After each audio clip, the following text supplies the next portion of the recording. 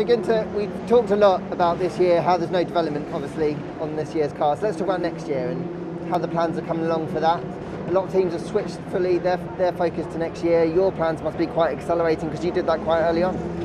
Yeah, absolutely. I mean, we left this car a long time ago, and you can see it actually out there that there wasn't a lot of development, but we switched to a new car, and we are working very hard. The guys in Italy where the car is developed, they are working really hard because everybody wants to go back where we were before the pandemic hit, you know. So I think we're on a good way. Obviously, where we end up, we will not know until next year, but I'm very happy what I can see.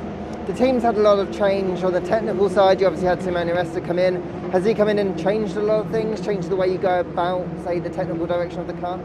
No, I wouldn't say. I mean, Simone came in and is leading a department, or he put the department back together again because after last year there was not a lot left from what we had in Italy, and he put it back together. And obviously he's very experienced, so he used his experience, but he didn't come in to change things. He came in to manage them properly, add what we need to add, and stay focused on the 22 car. So in terms of the model that you're operating, you'll continue in this way? You won't be looking to grow that team, say, on the technical side of things and swell the team? No, not in the moment. I think the team is pretty in air. We have got a good team together, and obviously, as you well know, we are buying a lot of the parts we can buy from Ferrari. So we don't need that amount of people because we buy it, and we continue like we started and just try to get a good car together again.